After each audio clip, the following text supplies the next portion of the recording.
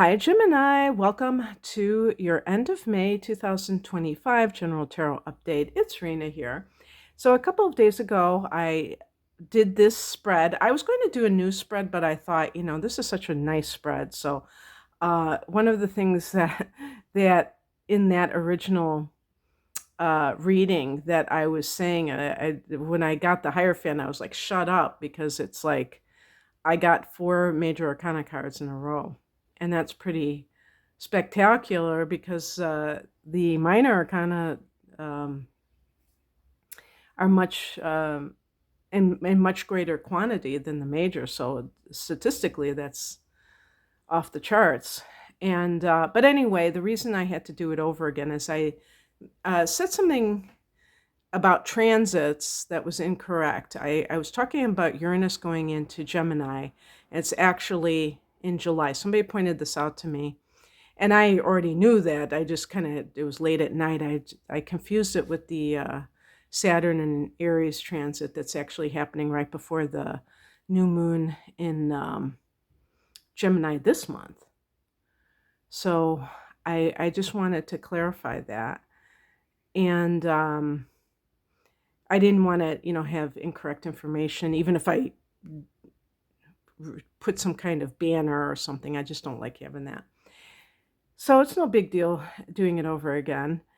And this is a great reading. I just wish you could have seen me put out the cards. That was the amazing thing.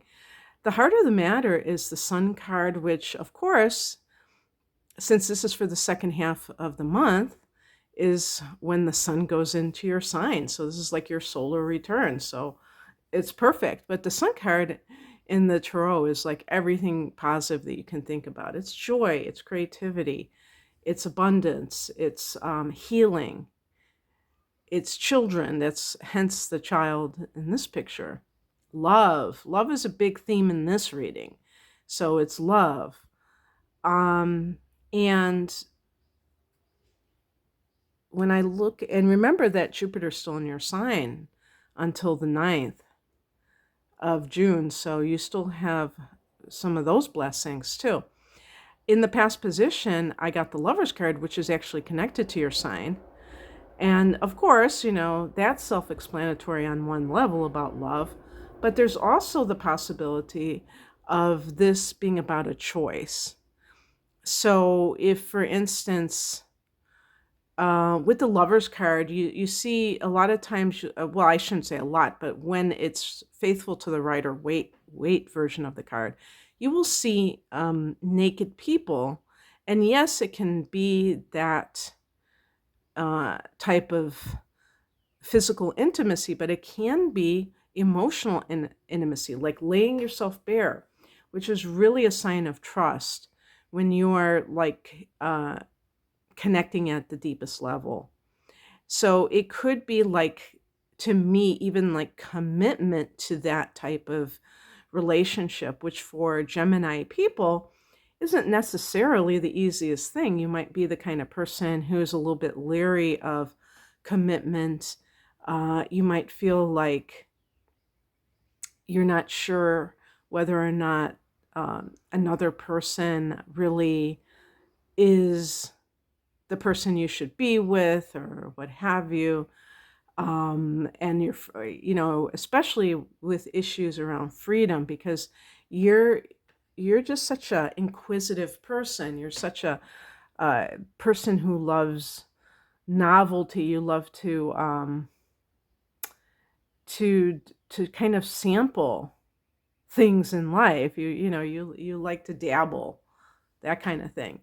And the Lover's card is really about this issue of like, I'm going to join forces with this person, and it is connected. The Lover's card is connected to Gemini, but it's also number 6, and 6 is connected to Venus. So there's kind of like the choice, maybe a choice in love, and you're making that choice. You're going for it. The higher level.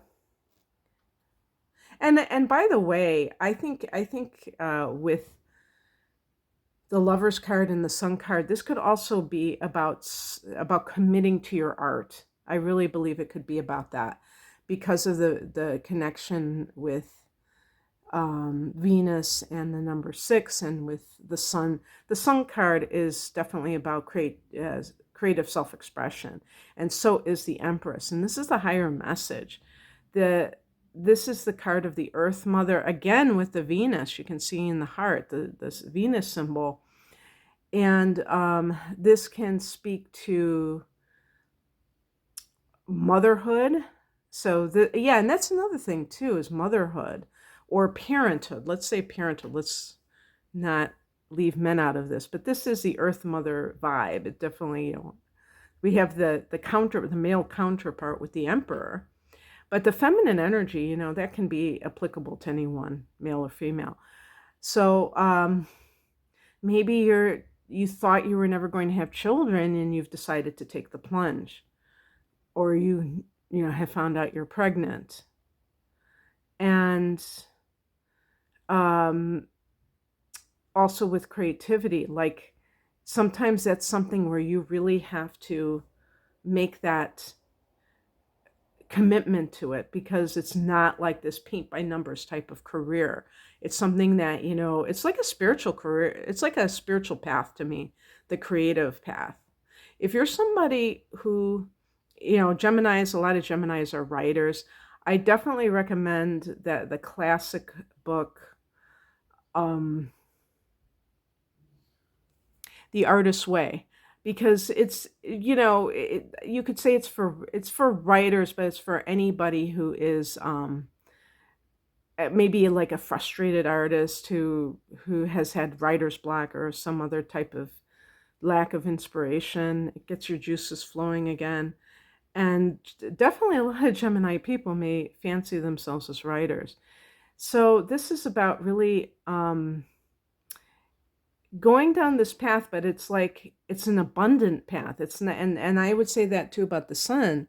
It's not something that it's like the starving artist, that it's something that can bless you.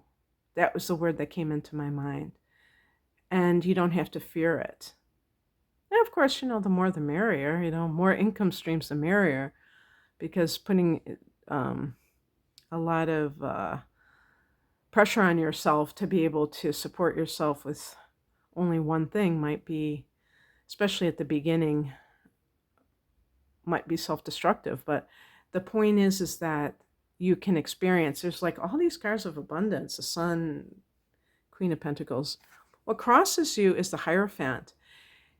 The Hierophant is a card of marriage, a card of conformity. And this is where Uranus and Gemini comes in. And I don't even know if I touched upon that in the first reading, because Uranus is the planet of nonconformity, or the influence of nonconformity, since it's a transit. And so maybe that will help with things, but you may be blocking your own success. If we look at the sun as success too, you may be blocking it with excessive conformity. Remember that if you are a Gemini sun sign, that you have other influences.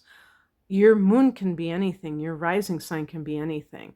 Your Mercury, Venus, and Mars are going to be more tied to your sun sign. Not, tightly in the case of Mars necessarily, because of retrogrades and things like that. It can stray pretty far from the sun, but it's still a personal planet. Venus, Mercury, and Venus are two planets that are very close to the sun. And you may, for instance, Venus can be your attitude towards money. Maybe you have your Venus is in Cancer and you're very security minded, and maybe you could have your moon in Cancer, who knows, or Scorpio or something like that. And you just really want to feel well provided for. And so you may go the more conventional path, but it kind of clashes with your natural inclination to be more independent. And like when I say independent, I'm talking especially about the way that you think about life. And so that could be a bit of contradiction there, and that creates this push-pull syndrome. And even like your Mercury, same thing. Maybe it's in Taurus, maybe it's in Cancer. It might be more traditional, and it works against what you came here to do as a Gemini. You came here, the Gemini influence is very adaptable, being a mutable air sign, and more connected to the intellect. So not necessarily that concerned with things of the material realm, since the air is above it all. And so that might be something that you have to contend with. And I feel like Uranus in your sign is going to be very helpful, especially, I mean, of course, it could be for the ascendant. People ask me, can I listen if this is my rising sign? Of course you can. When I used to watch a lot of tarot readings before I did it myself, I would watch for my rising sign sometimes, and sometimes it would feel very accurate.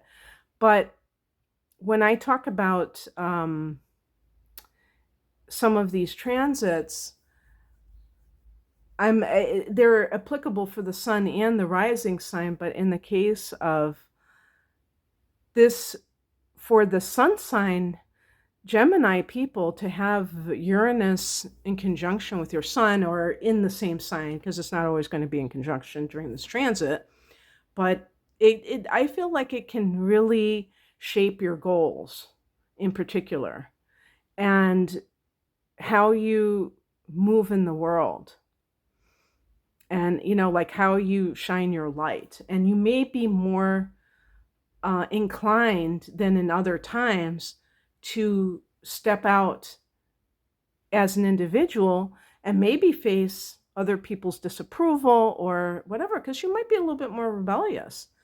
And if you tend to not be, this can give you, it's almost like giving you the guts to do that. What's coming in is the Nine of Cups. This is wish fulfillment. This is such a great card because this can even have financial benefits. By the way, I was just thinking about this. When Jupiter goes into Cancer in June during Gemini season, June 9th, I believe, it's going to be in your second house of earned income. Of course, whatever your second house cusp is, obviously. But yeah, and so that is great too. So it's not like everything ends when Jupiter goes out of Gemini, but this is wish fulfillment. So it carries, with the cups, it carries that water element, which is about your emotional well-being or your emotional satisfaction with your life, with what is happening. So, I mean, I feel like there's such a possibility for you to meet someone, not just necessarily this month, but into June too, that is, your potential life partner even. Not just maybe somebody that you end up having a family with. And the Nine of Cups, that would be your first kind of inclination, or I should say indication that this could be the case, is how you feel about meeting this person, interacting with them. That might give you a tip-off of like, whoa, this person is really the person I've been waiting for. Or if it's the dream job, could be the dream job. I think like if you don't consider yourself like particularly creative, the Hierophant to me could be that if you work like in a corporate environment, that you just don't fit in. And so the idea of success, if you're chasing success on those terms, it might not be for you, and that's okay. That doesn't mean that everything is lost, because that's not happening. The outcome is the Queen of Pentacles. This is the really, it's a luxurious type of a an influence. Could be, I was going to say the queen of her castle, and same with male Geminis, the queen of your castle. No, but just this feeling of really being able to enjoy the fruits of your labor and feeling that you are experiencing, a lot of comfort, a lot of abundance. It's a very good money card. There's a lot of good money cards around you right now, Gemini. And I mean, just in general, there's a lot of good energy. So that's what I have for you. I hope that you enjoyed this. If you would like an astrology reading, a tarot reading, I have package deals with those combined. Please check the link below. Thanks for watching. Bye.